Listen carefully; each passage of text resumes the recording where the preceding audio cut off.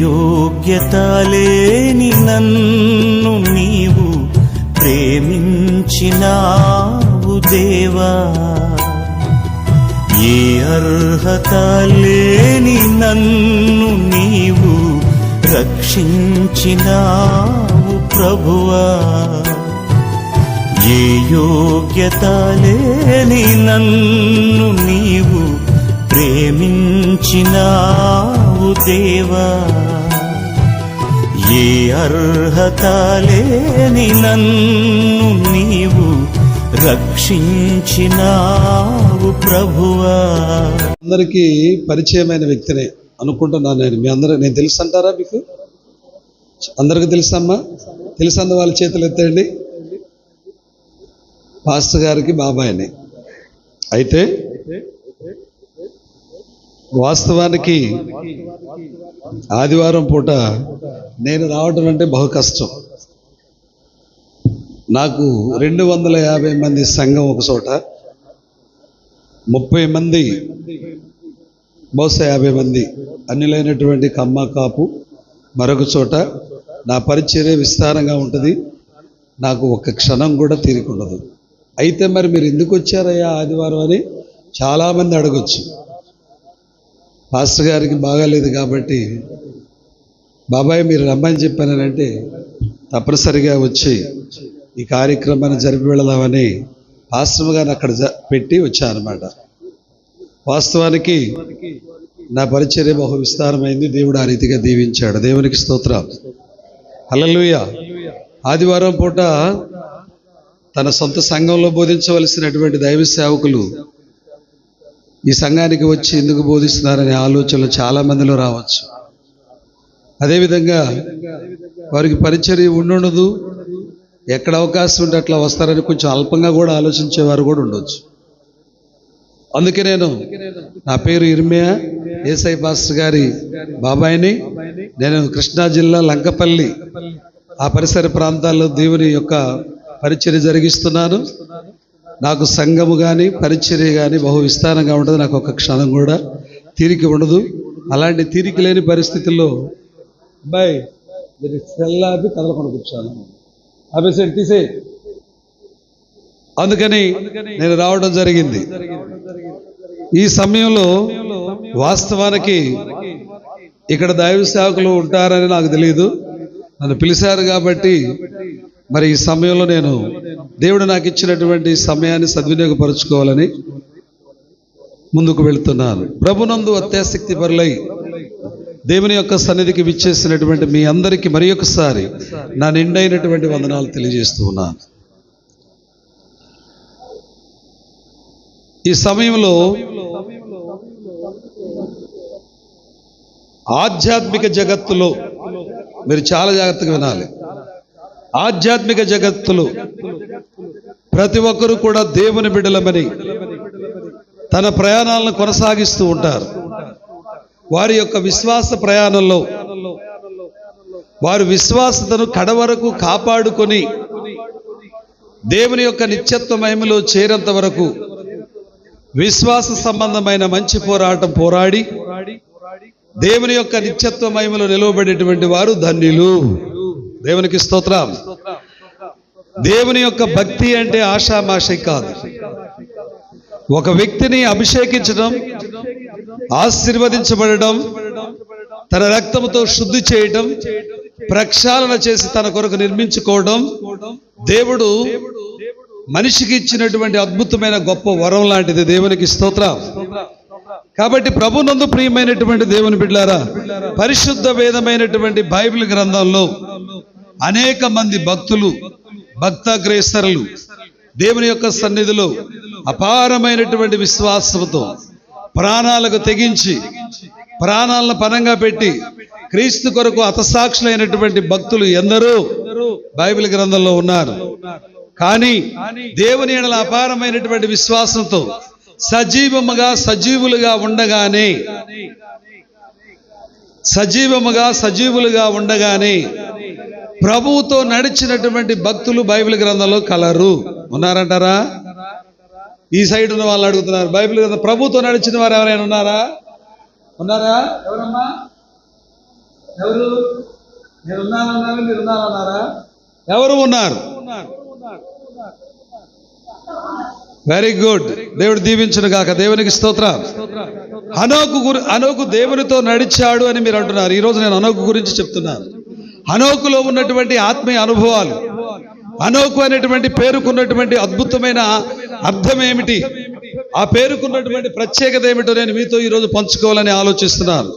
ఎందుకు ఈ హనోకు పేరులో ఉన్నటువంటి ఆధ్యాత్మిక అంతరంగమందు దాగి ఉన్నటువంటి ఆత్మీయ మర్మమును బయటికి తీసుకుని రావాలని ఆలోచిస్తున్నానంటే, దైవ భక్తిని ఆషామాషిగా చేసేటువంటి భక్తులకు మనోనేత్రాలు తెరిపించాలని, దేవునితో నడవాలని ఆశ కలిగిన ప్రతి ఒక్కరూ, దేవుని నిత్యత్వ మహిమలో నిలబడాలని ఆశ కలిగినటువంటి ప్రతి ఒక్కరు కూడా దేవుని సన్నిధికి నమ్మకస్తులై నీతిగా నిలబడి నడిపించబడే భక్తి జీవితం ప్రతి ఒక్క వ్యక్తికి కావాలి. నీతి లేని వ్యక్తి దేవుని యొక్క సన్నిధిలో నిలబడలేడు. దేవునికి ఇష్టమైనటువంటి భక్తి చేయనటువంటి వారు దేవుని సన్నిధిలో నిలబడలేరు. బైబిల్ గ్రంథంలో అనేక మంది భక్తులు ఉన్నా ఆ భక్తులు చేసినటువంటి ప్రార్థనలో కొంతమంది భక్తుల పేర్లు, వారి సాక్ష్యాలు ఆధ్యాత్మిక జగత్తులో స్థిరముగా నిలిచిపోయి ఉన్నాయి. ఎక్కువ తగ్గించండి అయ్యా. ఆధ్యాత్మిక జగత్తులో స్థిరముగా చెప్పాలి మీరే. ఆధ్యాత్మిక జగత్తులో స్థిరముగా నిలిచిపోయి ఉన్నాయి. అలా పరిశుద్ధ వేదమైన బైబిల్ గ్రంథంలో స్థిరముగా వారి పేర్లను దేవుని సన్నిధిలో లిఖించుకున్నటువంటి వారిలో, దేవునితో నడిచినటువంటి వారిలో హనోకు అనేటువంటి భక్తుని యొక్క జీవితం అద్భుతమైనది, ఆశీర్వాదకరమైనది. బ్రతికి ఉన్నంత కాలం అతని నామస్మరణ గుర్తెరిగి నడవగలిగినటువంటిది. అయితే దేవునితో నడిచినటువంటి హనోకు ఒక్కడే ఉన్నాడా? బైబిల్ గ్రంథంలో ఇంకా అనేకులు ఉన్నారా అనే విషయాన్ని మీకు తెలియజేస్తాను. మొట్టమొదట మూలవాక్యమైనటువంటి హెబ్రీ పత్రిక 2వ అధ్యాయం 5వ వచనం చూడండి. హెబ్రీలకు రాసినటువంటి పత్రిక 2వ అధ్యాయం 5వ వచనం. ఎక్కడ?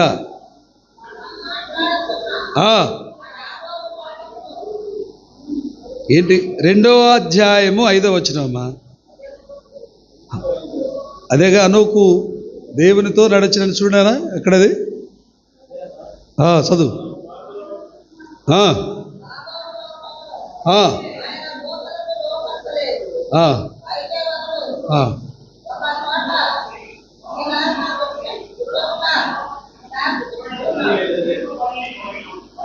హనోకు దేవునితో నడిచిన మాట చూడు అక్కడ.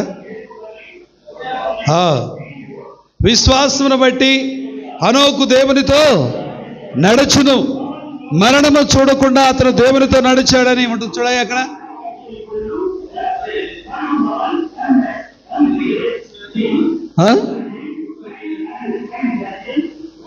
ఈ గోల ఒకటి ఆగునా గోళలని నాకేం వినపడుతులా, నేను చదువుతాను వినండి. విశ్వాసమును బట్టి హనోకు దేవునితో నడుచును, మరణమును చూడకుండా అతడు దేవునితో కొనిపోబడెను, కారణం అతడు దేవునికి ఇష్టడై ఉండెను అనేటువంటి సంగతులు మనం చూస్తుంటాం అక్కడ. అవునా? కాబట్టి హనోకు అనేటువంటి భక్తుడు నాకు రైట్ విశ్వాసమును బట్టి హనోకు దేవునితో నడిచినట్లుగా మనం అక్కడ చూస్తూ ఉన్నాం. మరణమును చూడకుండా అతను కొనిపోబడినట్లుగా మనం చూస్తూ ఉన్నాం. కారణం అతడు దేవునికి ఇష్టడై ఉన్నాడు అనేటువంటి విషయాన్ని మనం గమనించాలి అక్కడ. దేవునితో నడిచినటువంటి ఈ హనోకు ఒక్కడేనా? బైబిల్ గ్రంథంలో వేరెవరైనా ఉన్నారా? అసలు బైబిల్ గ్రంథంలో ఎంతమంది హనోకులు ఉన్నారు? ఆ హనోకులు ఉంటే దేవునితో నడిచిన వారు ఎవరు? దేవునితో నడిచిన వారిలో, దేవుని ఎడల ఇష్టం ఉన్న వారిలో మరణము చూడకుండా కొనిపోబడిన వారు ఎవరు అనేది ప్రధానమైనటువంటి విషయం. అయితే హనోకు అనేటువంటి పేరుకు అర్థం ఏమిటి అనేటువంటి విషయాలను మనం ధ్యానం చేసుకుందాం. ప్రభునందు ప్రియమైనటువంటి దేవుని బిడ్డలారా, మొదటి హనోకు దగ్గరకు వెళుతున్నాను. ఆదికాండము 4వ అధ్యాయం 17వ వచనం. ఆదికాండం 4వ అధ్యాయం 17వ వచనం. కయ్యూను తన భార్యను కూడినప్పుడు ఆమె గర్భవతి అయి హనోకును కనెను. ఎవరండి ఈ హనోకు? జాగ్రత్త. ఎవరు హనోకు? ఎవరి కుమారుడు?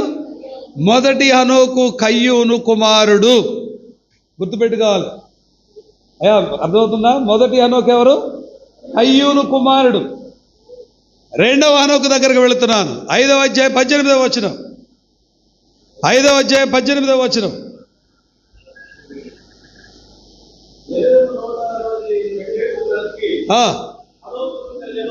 ఎరేదు కుమారుడైనటువంటి హనోకు ఉన్నాడు. ఇతను రెండవ హనోకు. దయచేసి తల్లారా, మీరు తలలు ఎత్తి నా వైపు చూడండి. బైబిల్ ఇంటికి వెళ్ళి నాకు చదవండి. మిమ్మల్ని చదవమంటలు ఆయన చదువుతున్నాడు. మీరు నా మాటలు వింటే మీ హృదయాల్లో ఉంటాయి. మీరు ఇప్పుడు బైబిల్ చదవద్దు. కనపడనటువంటి పరిస్థితులు బైబిల్ దగ్గర పెట్టుకొని చదవవసరంలా. ఆయన చదువుతాడు, మీరు వినండి. నా మాటలు తలెత్తి వినండి. రెండవ హనోకు ఎవరు? హెరోదు కుమారుడైనటువంటి హనోకు. మొదటి హనోకు ఎవరు? కయ్యూను కుమారుడైనటువంటి హనోకు. మూడవ హనోకు ఎవరో చెప్తాను. 25:4 ఆదికాండం. 25:4.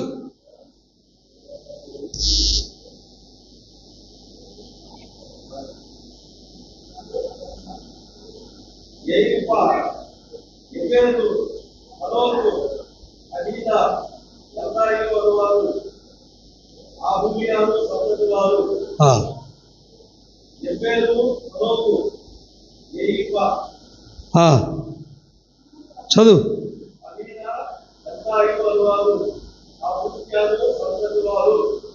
ఓకే, దేవునికి స్తోత్రం. నువ్వు ఎక్కడో పొరపాటు పడుతున్నావు నాన్న. చూడు చెప్తాను. సరే ఉండు. ఆదికాండము 5:18 చదివే కదా. 25:4 నాన్న నేను చెప్పింది. చెప్పు, అదే చెప్పు, చదువు, కరెక్ట్గా చదువు. ఆ విషయాన్ని ప్రజెంట్ చేయి నాకు. హనోకు అబిద్యా కుమారుడైనటువంటి హనోకు. మొదటి హనోకు కయ్యూను కుమారుడండి. రెండవ హనోకు ఎరేదు కుమారుడండి. మూడవ హనోకు అబిద్యా కుమారుడు. 4వ హనోకు ఉన్నాడు చూడండి. ఆదికాండం 4వ అధ్యాయం 9వ వచనం చూడండి. ఆదికాండం 4వ అధ్యాయం 9వ వచనం.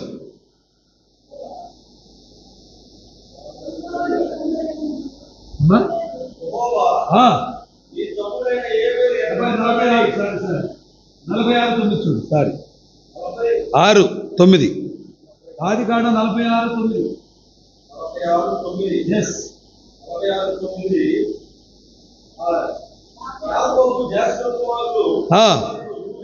రూబేను కుమారుడైనటువంటి హనోకు ఒకరు ఉన్నారు. చాలు, ఈ రిఫరెన్స్లు చాలు మనకి. రూబేను కుమారుడైనటువంటి హనోకు ఒకరున్నారు. మొదటి హనోకు ఎవరండి?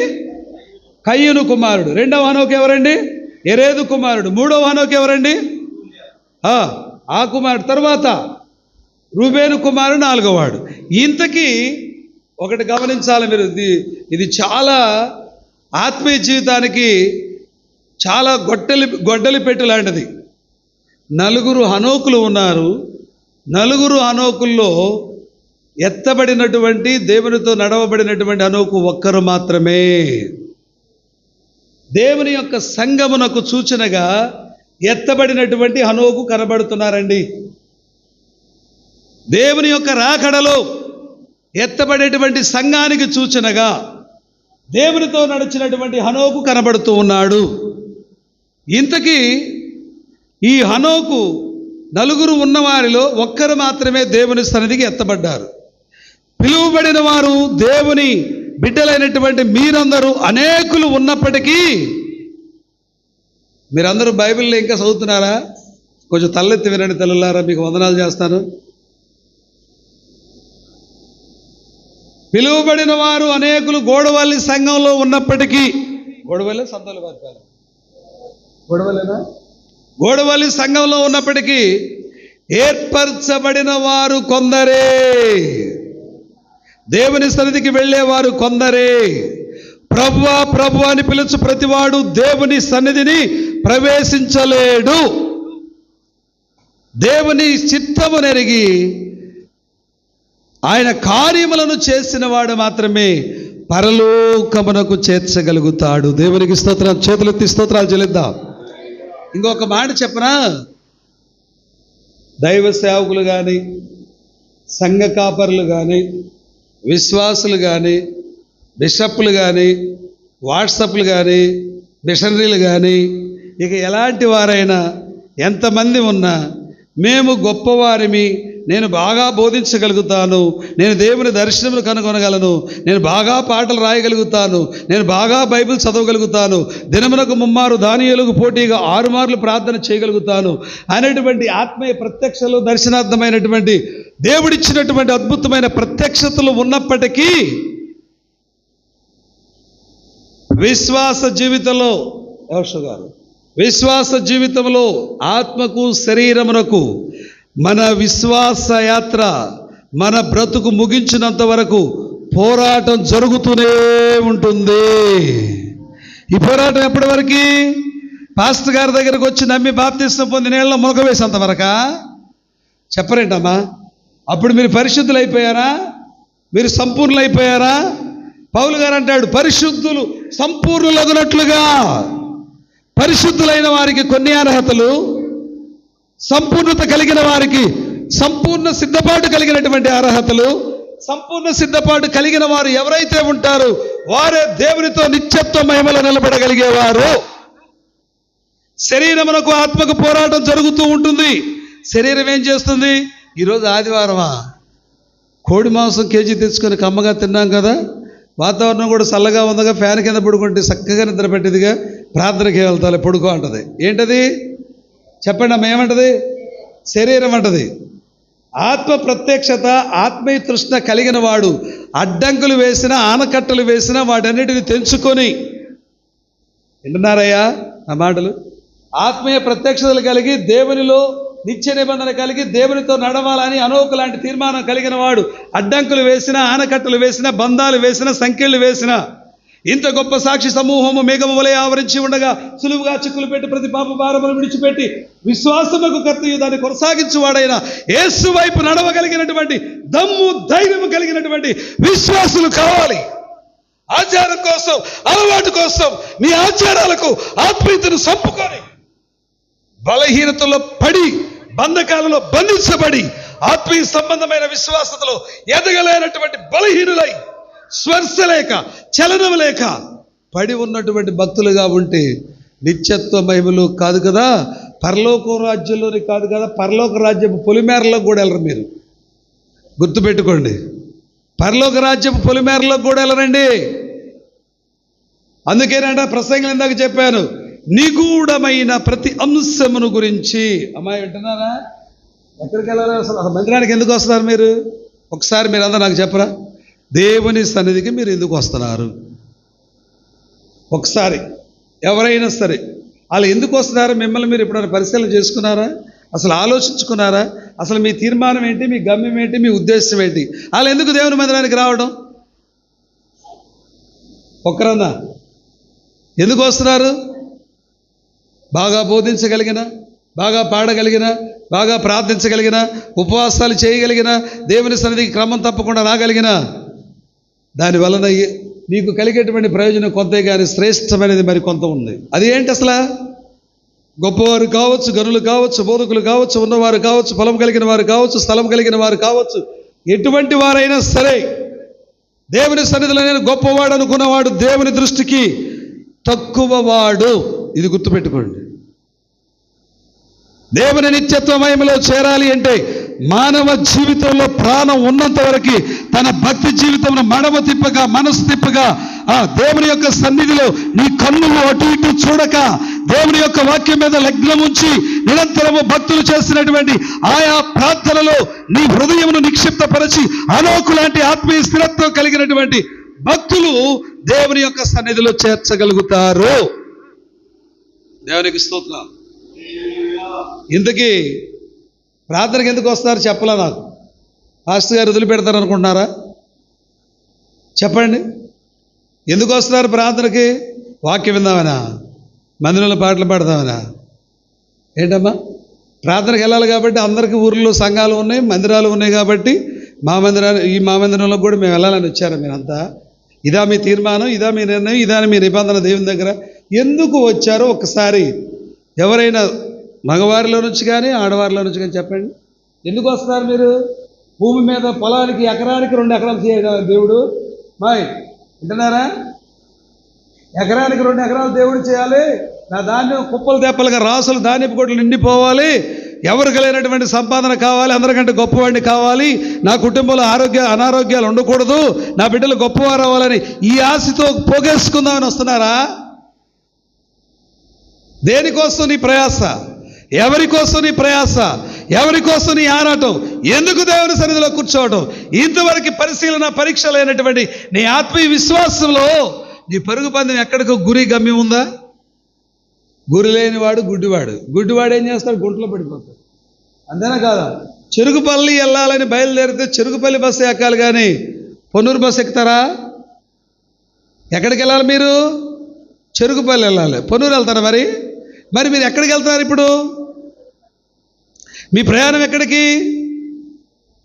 పరలోక రాజ్యములు, ప్రభు సన్నిధులు, సుస్థిరమైనటువంటి స్థానాన్ని సంపాదించుకోవడానికి ఏ మతస్థుడైనా ఏ కులస్థుడైనా ఈ ఆరాటము పోరాటము ఈ ఆధ్యాత్మిక అనుభవాలలో ప్రతి ఒక్కరూ నడిపించబడడానికి గల కారణం, ఈ ఆధ్యాత్మిక అనుభవాల్లో నడిపించబడేవారు కొన్ని లోకానుసారమైనటువంటి ఆలోచనలకు లోబడిపోయినటువంటి వారై దూరస్తులైపోయి దేవుని సన్నిధి నుంచి తొలగిపోతున్నారు. అందుకే పిలువబడిన వారు అనేకులు ఉండవచ్చును కానీ ఏర్పరచబడిన వారు కొందరే. అందుకే నేను చెప్తున్నాను, ఇప్పుడు వస్తున్నాను. ఇప్పుడు ఇంతకీ ఈ 4 హనోకుల్లో దేవునితో నడిచినటువంటి హనోకు గారు ఎవరు?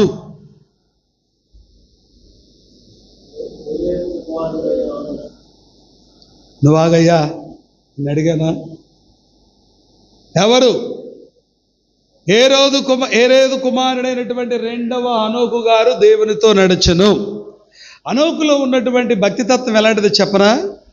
యెహోషువ గారు దేవునితో రోజు కలిసి, ఒక స్నేహితుడు మరొక స్నేహితుడితో, మీరందరూ తలెత్తి చూడండి, బైబిల్ చూడండి. ఒక స్నేహితుడు మరొక స్నేహితుడితో కలిసి మాట్లాడుకుంటూ వెళ్ళినట్లుగా. మీరు కరెక్ట్గా వినాలని మిమ్మల్ని కూడా అడుగుతా. ఒక స్నేహితుడు మరొక స్నేహితుడితో కలిసి మాట్లాడుకుంటూ వెళ్ళినట్లుగా దేవునితో హనోకట ప్రతిరోజు వాకింగ్ చేస్తూ నడుస్తూ ఇద్దరు స్నేహితులు మాట్లాడతారు చూడండి. అలాగున దేవునితో నడుచుకుంటూ వెళ్ళిపోతున్నాడు. మాటల సందర్భంలో దేవుడు ఏం చేశాడంటే, హనోకు ఏం చేశాడు? అయ్యా, నేను మాటల సందర్భంలో నీ మాటల యొక్క భావాలను గ్రహిస్తూ నా శరీరం ఉప్పొంగిపోయి నా ఆత్మ నిండిపోయి నీతో పాటు పరలోకం దాకా వచ్చానయ్యా, ఇక నేను వెళ్తానయ్యా అని చెప్పని అడిగాడంట. ఎవరమ్మా అడిగింది?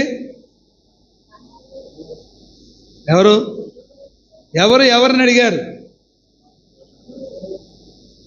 కరెక్ట్. ఎవరు? హనోకు దేవుడిని అడిగాడు. అయ్యా, నీ మాటల సందర్భంలో మన ఇద్దరి స్నేహంలో మీరు చెప్పినటువంటి మాటలను బట్టి నా హృదయం ఉప్పొంగిపోయి మాటల సందర్భంలో పరలోకపు దాకా వచ్చాను ప్రభా, ఇక నేను వెళతానంటే, హనోకు ఇంకేం వెళతావు?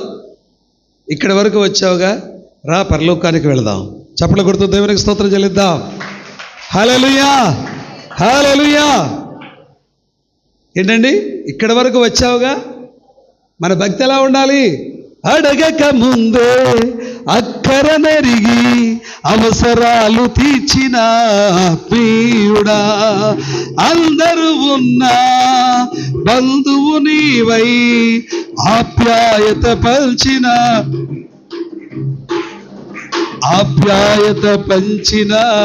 పడండి. అడగవసరంలా దేవుని సన్నిధిలో నీవు అడగవసరంలా. నీ అవసరము నీ అక్కర ఏమిటో దేవునికి తెలుసు కనుక నువ్వు చేయవలసిన పని అలా ఏమిటో తెలుసా? దేవుని సన్నిధిలో నీ కన్నులు గాడులు పడినట్లుగా నీ కన్నుల వెంట వచ్చినటువంటి ప్రతి కన్నీటి బొట్టు ద్వారా దేవుని పాదములు నువ్వు తడపగలిగితే, నువ్వు కష్టకాలంలో ఉన్న, ప్రాణాపాయ పరిస్థితుల్లో ఉన్న, ఇబ్బందికరమైన స్థితి గతులలో ఉన్న నీ స్థితిని గతిని గ్రహించి నువ్వు అడగక ముందే తన పరలోకపు దేవదూతలను నీ దగ్గరకు పంపించి తన కావలి ఉంచి కాపాడి రక్షించేవాడై ఉన్నాడు. Praise the lord. రెండవ హనోకు గారు దేవునితో నడిచాడు. హనోకు అనేటువంటి పేరుకు అర్థాన్ని తెలుసుకున్నాం ఇప్పుడు. హనోకు అనేటువంటి పేరుకు అర్థం ఏంటంటే ప్రతిష్ఠితుడు. ఏంటండి? అందరూ చెప్పాలి. హనోకు అనేటువంటి పేరుకు ప్రతిష్ఠితుడు, ప్రతిష్ఠించబడిన వాడు, ప్రత్యేకించబడిన వారు, లోకమునకు వేరై జీవించిన వాడు, దేవుని కొరకు ఏర్పాటు చేయబడిన వాడు హనోకు. ఇక్కడ ఉన్న వారిలో ఈ నలుగురు అనోకుల్లో రెండవ అనోకులు ఎంతమంది ఉన్నారో, ముగ్గురు అనోకులు ఎంతమంది ఉన్నారో నాకైతే తెలియదు. కానీ ఈ మధ్యాహ్న కాల వేళ తన దివ్యమైన సన్నిధిలో అల్పుడనైన నన్ను నిలబెట్టుకొని దేవుడు మీతో మాట్లాడిస్తూ ఉండగా, మాట్లాడుచున్నటువంటి మాటల్లో మీ భక్తి జీవితాల్లో ఉన్న ఆంతర్యము, మీ ఆంతరంగిక స్వభావం ఎలా ఉందో పరిశీలన చేసుకొని మీ ప్రయాణం ఎక్కడికో ఇప్పుడైనా గ్రహించండి. ఊరికే పిట్ట కథలు, కట్టు కథలు, సీరియల్ కథల్లాగా, సినిమా కథల్లాగా దేవుని మందిరానికి వచ్చి ప్రసంగాలు విని వెళ్ళడం గొప్పదనం కాదు. అందరూ వింటారు. చిన్నపిల్లలు పాట పాడుతున్నారు, పెద్దవాళ్ళు పాట పాడుతున్నారు, ప్రార్థనకు రాని వాళ్ళు ప్రార్థన చేస్తారు, ప్రార్థనకు వచ్చిన వాళ్ళు ప్రార్థన చేస్తారు, కొద్ది గొప్ప చదువుకున్న వాళ్ళు బోధిస్తున్నారు, చదువు లేని వాళ్ళు బోధిస్తున్నారు. బైబిల్లో ఉన్న సారము, బేరము, మూలం తెలియకుండా నేను భక్తుడైన బైబిల్ పట్టుకొని బయలుదేరేటువంటి వ్యక్తులు కూడా చాలామంది ఉన్నారు. బైబిల్ ఆది కాండం నుంచి ప్రకటన గ్రంథం వరకు అనర్గళంగా ప్రతి నరనరములో దేవుని యొక్క ఉన్నతమైన అద్భుతమైన పదాలు జీర్ణించుకొని నిక్షిప్తమైన ఆ ధరణిధిని ప్రజలకు అందించి అనేకులను దేవుని దగ్గరకు నడిపించగలిగిన గొప్ప కృపాధన్యత దైవ భక్తులకు కావాలి. దేవునికి స్తోత్రం. అర్థమైందండి? ఇది భక్తి అంటే. దేవుడు మాట్లాడుచున్నటువంటి ప్రతి వాక్యము మన నరనరాల్లో జొప్పింపచేసి ప్రతినిత్యము ఆ వాక్యమును ధ్యానించగలిగినటువంటి గొప్ప కృప కలిగిన వారు దేవుని కొరకు ప్రత్యేకించబడిన వారు. ఆదివారం పూట అటక మీద ఉన్న బైబిల్ తెచ్చి, ఏంటండి, ఆదివారం పూట అటక మీద ఉన్న బైబిల్ తీసుకొని వచ్చి జిప్పులాగి మరలా ఇంటికి వెళ్ళేటప్పుడు జిప్పులాగి అటక మీద పెడితే మరలా ఆదివారమో, బుధవారమో, శనివారమో తప్ప బైబిల్ ఎట్లా ఉందని కానీ, ఏ విధంగా దేవుని యొక్క వాక్యం మాట్లాడిందని కానీ దాని గురించి డిస్కస్ చేసుకునేవారు ఎవరు ఉండరు. మాట్లాడుకునే సహోదరులు ఇద్దరు కలిసినప్పుడు దేవుని యొక్క నామమును మహిమపరిచే వారిగా ఉండాలని దైవలేఖనం సెలవిస్తుంది.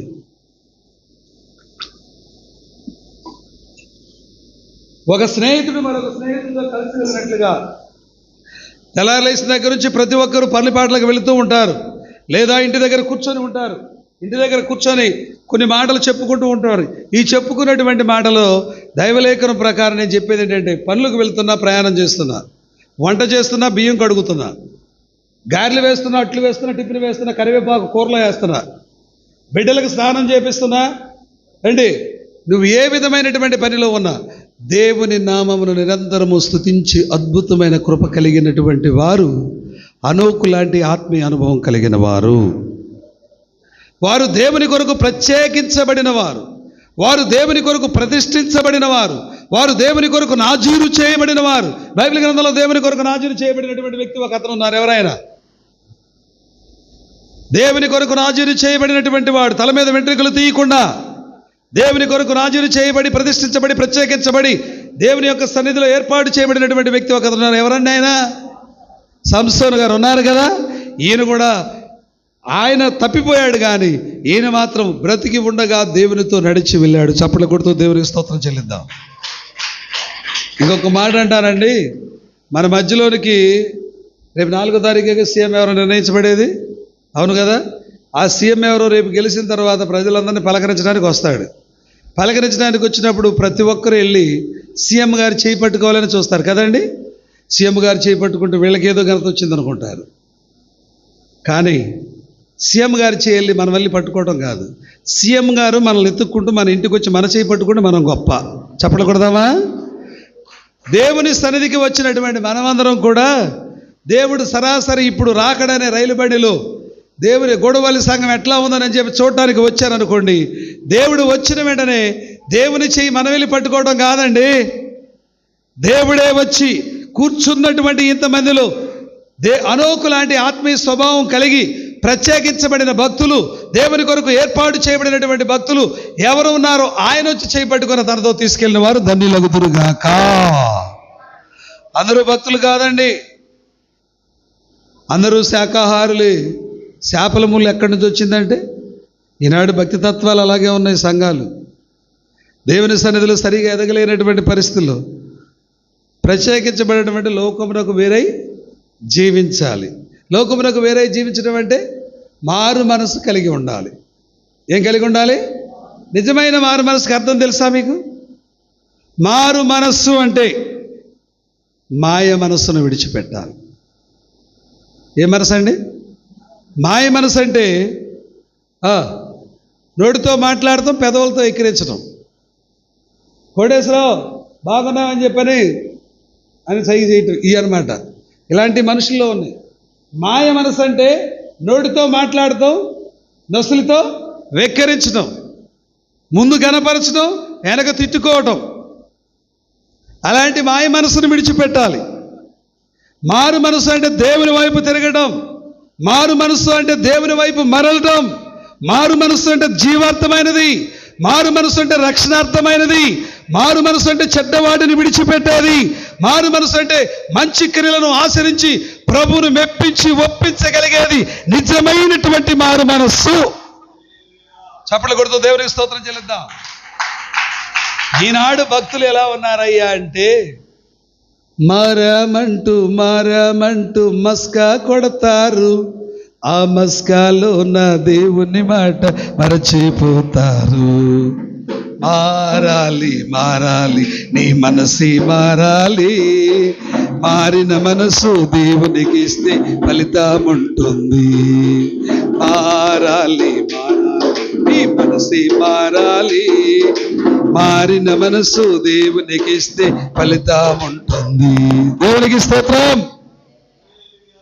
ప్రత్యేకించబడిన వాడు హనోకు అంటే దేవునితో నడిచిన హనోకు ఎవరమ్మా? ముందున్నారు ఇక్కడ ఈ తల్లి. ఏంటో అమ్మా, దేవునితో నడిచిన హనోకు ఎవర్రా? ఏవయ్య గారు మీరు చెప్పారు, నేను ఇక్కడే ఉన్నాను కానీ నాకు వెళ్ళలేదు అంటారా?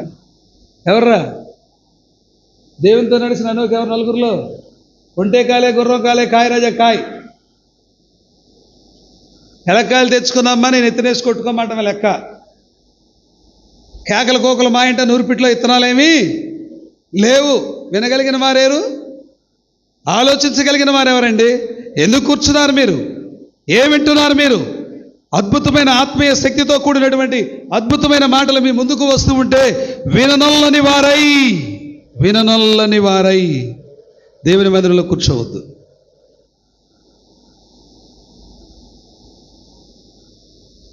మీరు ఇలా ఎదురు చెప్పకపోతే చెప్పేటువంటి నాకు చూడ కదిలింది. నాకు ఉత్సాహం ఉండదు.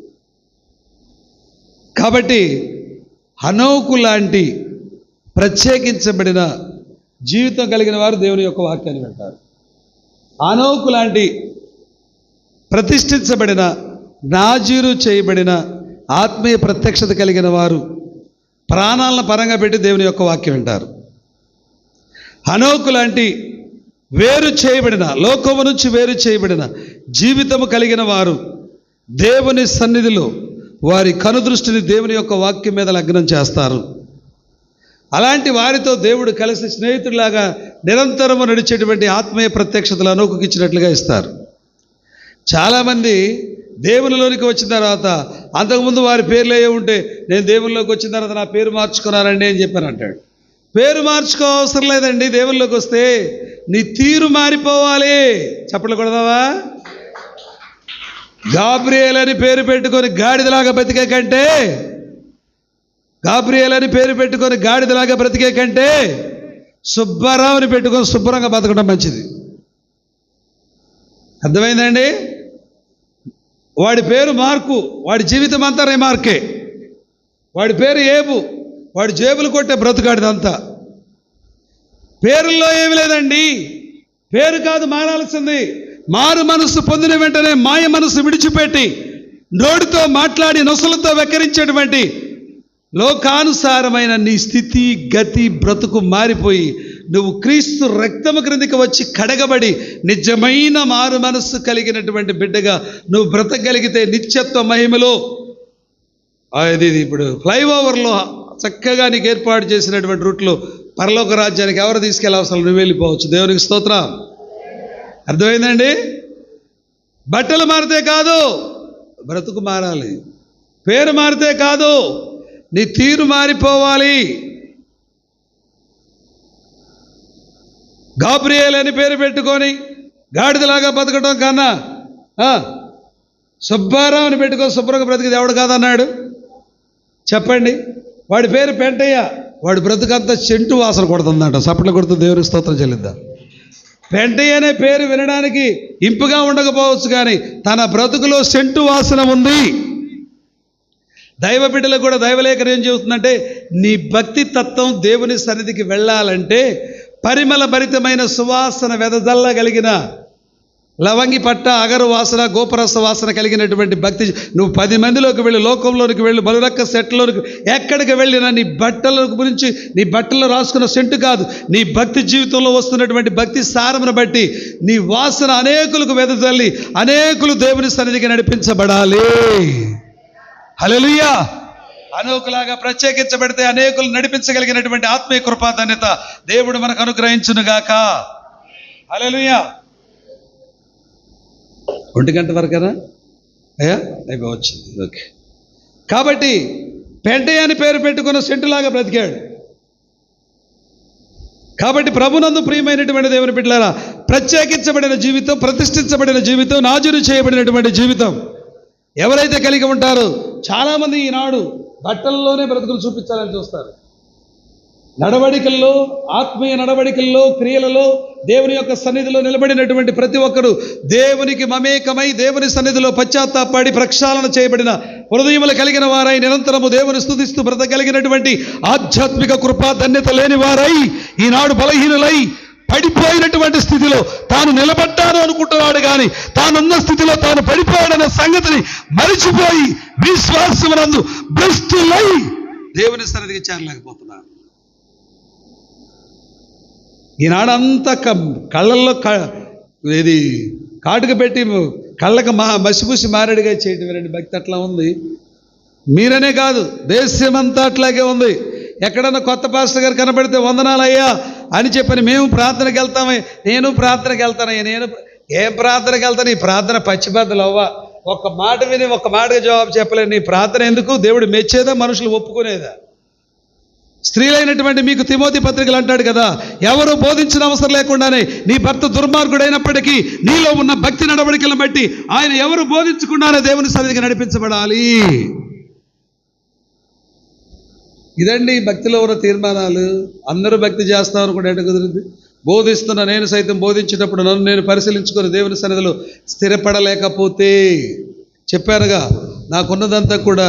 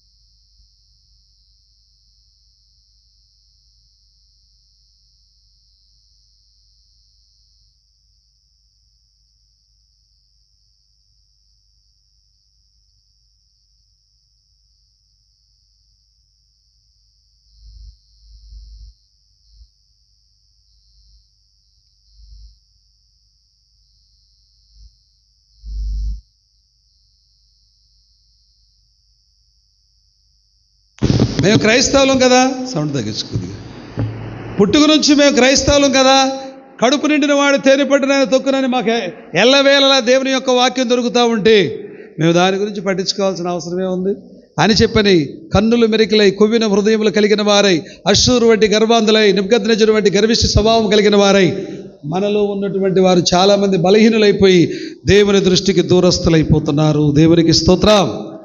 కాబట్టి ప్రభునందు ప్రియమైనటువంటి దేవుని బిడ్డలారా, దేవుని కొరకు ప్రత్యేకించబడి ప్రతిష్ఠించబడినటువంటి జీవితం కలిగిన వారు లోకమునకు వేరై జీవించాలి. రెండవది, మూర్ఖులకు ఈ తరము వారికి ఏంటది? వేరై జీవించాలి. మొదటిదేంటి? అనోకు దేవునితో నడిచాడు, దేవుడు అతన్ని తీసుకొని వెళ్ళాడు. దేవునికి స్తోత్రం.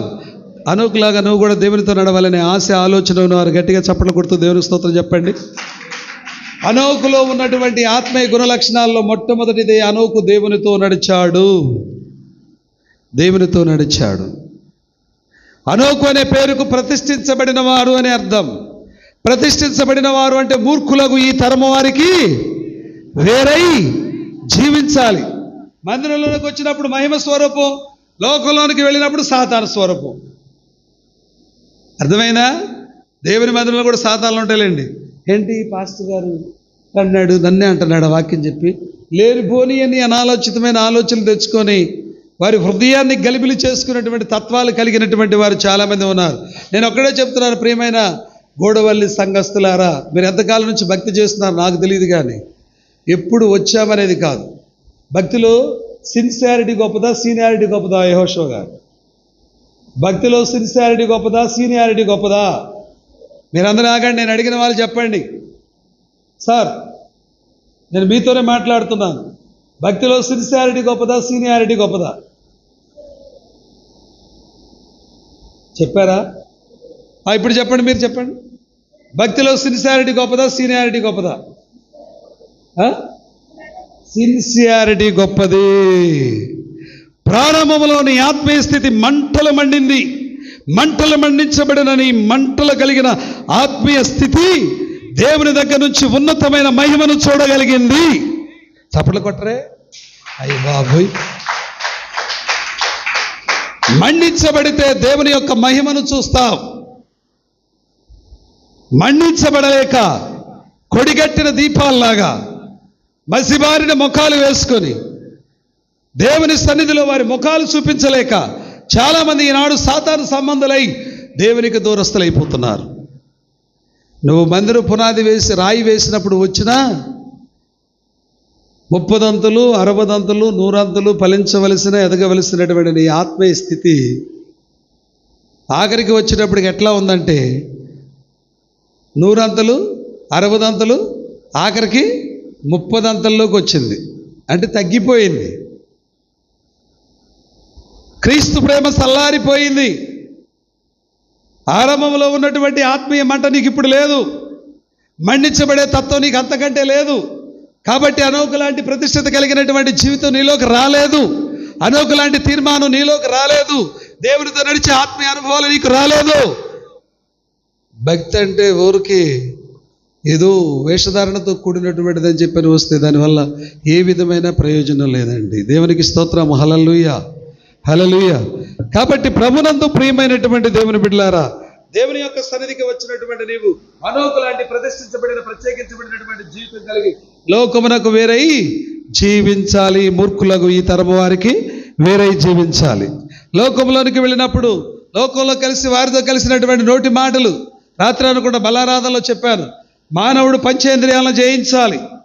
దేవుని యొక్క రక్తమును, ఆయన శరీరమును అయోగ్యముగా ఎవడైతే తీసుకుంటాడో వాడు నిజంగా శిక్షకు పాత్రుడు.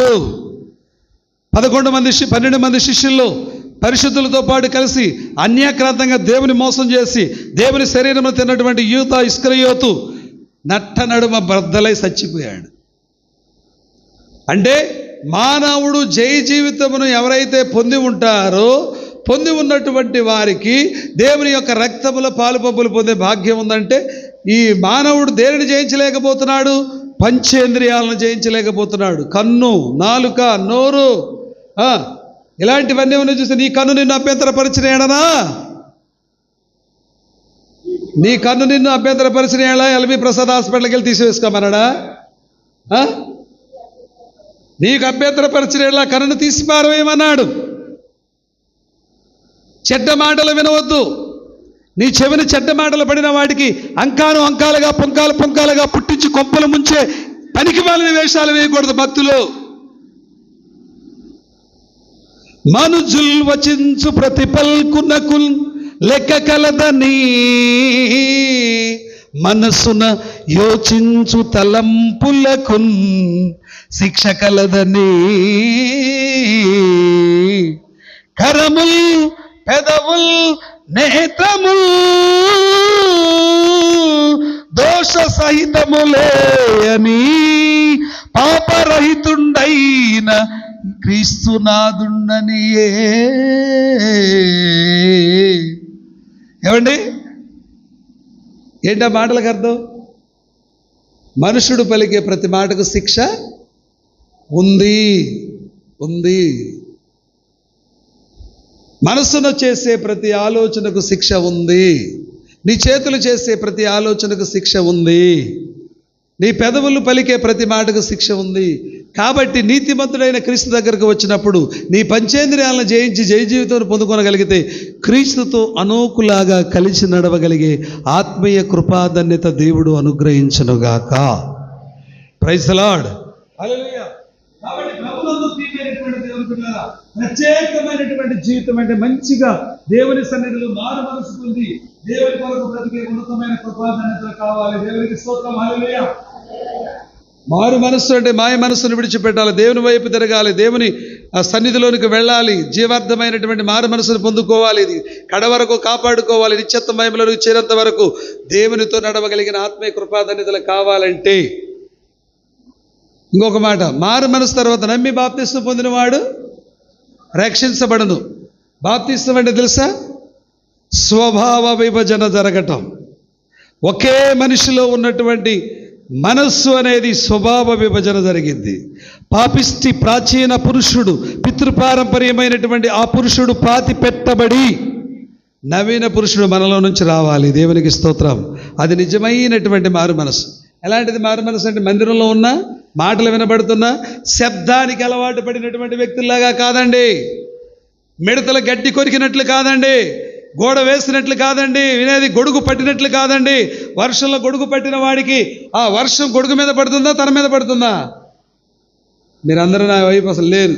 అందరూ తల్ల వంచి కళ్ళు మూసుకుంటే ఇంకో సమయం చూసుకుందాం. ఇంత స్పిరిచువల్గా ఉంటే ఎట్లాగూ? ఇప్పుడు వర్షంలో వెళ్తున్నామండి, గొడుగు పట్టాము, వర్షం ఎవరి మీద పడుతుంది? గొడుగు మీద పడుతుంది. దేవుని మందిరంలోకి వచ్చిన తర్వాత వాక్యపు వర్షపు జల్లు పడుతుంది. మందిరంలోకి వచ్చిన వెంటనే నువ్వు గొడుగు తెరిచేసావు. అమ్మా, మందిరంలోకి వచ్చిన వెంటనే నువ్వేం చేసావు? గొడుగు తెరిచావు. గొడుగు తెరిచిన వెంటనే ఈ వాక్యపు జల్లు ఎక్కడ పడుతున్నాయి అబ్బాయి? ఈ గొడుగు మీద మనసులోకి వెళ్తున్నాయా? వెళ్ళవు. వినేవారి యొక్క ముఖాలు వాక్యమును విన్న వెంటనే మీ ముఖార విందములు, మీ కన్నులు దేదీప్యమానంగా వెలుగుతూ ఉంటాయి వాక్యం వినేవారికి. ఇది బోధిస్తున్న దైవ సేవకుడు మొట్టమొదటి తెలుస్తుంది, పైన ఉన్నటువంటి దేవాదేవునికి తర్వాత తెలుస్తుంది. ముందు ఆయనకి గ్రహిస్తాడు, తర్వాత నాకు తెలుస్తుంది అనుకోండి సారి. కాబట్టి దేవుని యొక్క శ్రేష్టమైన వాక్యము విని దమ్ముగా, ధైర్యముగా, స్థిరముగా, విశ్వాసం నందు బలపడాలి, అనోకులాగా ఉండాలి అనేటువంటి ఆత్మీయ కాంక్ష కలిగిన వారు ఎవరైతే పట్టుదల కలిగి దేవుని యొక్క మాటలు వింటారో వారి ముఖాలు కాంతివంతంగా వెలుగునుగాక. హల్లెలూయా. వెలుగుమయుడైనటువంటి క్రీస్తు యేసు వెలుగు నీ హృదయంలోనికి వెళ్ళిన వెంటనే నీ ముఖములో అద్భుతమైనటువంటి వెలుగు ప్రస్ఫుటంగా కనబడునుగాక. దేవునికి స్తోత్రం. కాబట్టి ప్రభునందు ప్రియమైనటువంటి దేవుని బిడ్డలారా, హనోకు దేవునితో నడిచాడు, మరణము చూడకుండా దేవునితో కొనిపోబడ్డాడు. హనోకు అనే పేరుకు అర్థం ప్రత్యేకించబడిన వాడు, ప్రతిష్ఠించబడిన వారు. మీరు కూడా ప్రత్యేకించబడిన వారిలాగా దేవుని మందిరంలోకి వచ్చి వాక్యం వినకుండా ఉండాలి కదా, అంతేనా? ప్రత్యేకించబడిన వారిలాగా వాక్యం విని మీరు ఒక్కొక్కరు ఈ సంఘంలో ఒక్కొక్క హనోకు కావాలి. చప్పట్లు కొడుతూ దేవుని స్తుతించండి. మీరందరూ హనోకులు కావాలని నేను అంటున్నానండి, దీవెనలు ఇస్తున్నానండి. మీరందరూ ఒక్కొక్కరు దేవునితో నడవగలిగినటువంటి, ఒక్కొక్కరు ఒక్క ఆత్మీయ ప్రత్యక్షత కలిగినటువంటి హనోకులు కావాలి. ఆలోకులాగా ప్రత్యేకించబడిన వారు కావాలి. లోకంలో ఉన్నదంతా పోగేసుకోవద్దు. లోకంలో ఉన్నదంతా అనుకొని వాటన్నిటినీ అందరికంటే నేను ఎక్కువ సంపాదించాలి, అతనికంటే నేను ఎక్కువ సంపాదించాలని ఆ పోరాటం కాదు. ఆత్మీయ పోరాటంలో పరలోకంలో గోపురస్ పర్వతం లాంటి నీ ఆత్మీయ ధన్యత కలిగిన ధనరాశిని కూడబెట్టుకో. లోకంలో ఎవడెంత సంపాదించిన తీసుకెళ్తాడండి? ఏమండి? కొడుకులను అడుగుతాడు ఎవరైనా తండ్రి, అయ్యా నేను సంపాదించుకున్న దానివల్ల బ్యాంకుల నుంచి ఒక 2 లక్షలు తీసుకొచ్చి నాకు బండి మీద నా పెట్లు వేసి పంపించమంటాడా? ఏమండి? మనిషిగా పుట్టినోడు మహాత్ముడైన వాడు మట్టిలోన కలువవలియురా, తీసుకొని పోలేడు పూచిక పుల్లైన వాడు సంపాదన ఎవరి దగునురా. దీపముండగానే ఇల్లు చక్కబెట్టుకో, ప్రాణముండగానే నీవు ప్రభుని నమ్ముకో. దీపముండగానే, ఏ దీపం అండి అది? కృష్ణాల కోసం వెలిగించిన దీపం, కరెంటు స్విచ్ చేసి వెలిగించిన దీపమా? దీపం ఉండగానే ఇల్లు చక్కబెట్టుకోమంటే ఏ దీపం అండి అది? ఇదివరకు కృష్ణాలు పోసి బుడ్లు వెలిగించేవాళ్ళు కదా, ఇప్పుడు కరెంటు లైట్లు వేస్తున్నారు కదా. ఏంటది? ఆత్మదీపమును ఎప్పుడు ప్రాణం ఉండగానే చక్కదిద్దుకో. ప్రభు సన్నిధికి ఇచ్చారు. ఎంత సంపాదించిన ఎన్ని కోట్లు ఉన్న అన్నీ ఇక్కడే ఉంటాయి. పూచిక పుల్ల కూడా ఎవరిది? లోకంలో ఉన్నంత వరకు ఇది నాది అది నాది అంటారు, భక్తులు అంటారు. లోకానికి వేరే ఎవరో జీవించలేరు. అందరూ సంపాదించుకోవాలి, బాగుండాలి కాదని అన్న కానీ, పూర్తిగా వదిలేయమన్న కానీ, బైబిల్ గ్రంథంలో ఆగూరు అనేటువంటి ప్రవక్త ఉన్నాడు. ప్రభా, నాకు తగినంత ఆహారమును నాకు దయచేయి ప్రభా, తగినంత ఆహారమును నువ్వు నాకు ఇవ్వకపోతే, నేను కడుపు ఇవ్వకపోతే నేను దొంగలిస్తానేమో, నువ్వు నాకు మితిమించినటువంటిది ఇస్తే నిన్ను గర్విష్ఠునై దూషిస్తానేమోనయ్యా. ఈ మనవులు నీవు పాదసన్నిధి చేర్చుకోనమని ఆగూరు అనే ప్రవక్త దేవుని దగ్గర విన్నవించుకుంటాడు. ఏ రోజైనా ఈ ప్రార్థన చేశారా మీరు? కాబట్టి ప్రభునందు ప్రియమైనటువంటి దేవుని బిడ్డలారా, దేవుని కొరకు దేవునితో నడవగలిగినటువంటి అనూకు లాంటి ఆత్మీయ అనుభవం, అనూకు అనే పేరుకున్నటువంటి ప్రత్యేకమైన ప్రతిష్ఠించబడిన నాజీరు జీవితం, మూర్ఖులకు ఈ తరము వారికి వేరై జీవించేటువంటి అద్భుతమైన ఆత్మీయ ప్రత్యక్షత కలిగినటువంటి వారిని దేవుడు హనోకులాగా తనతో పాటు నడిపించుకుంటూ తీసుకొని వెళ్ళునుగాక. గట్టిగా చేతులెత్తి చప్పట్లు కొడుతూ స్తోత్రాలు చేయండి. దేవుడు ఈ కొద్ది మాటలను తన వినికిడిలో దీవించి ఆశీర్వదించునుగాక. అందరూ తల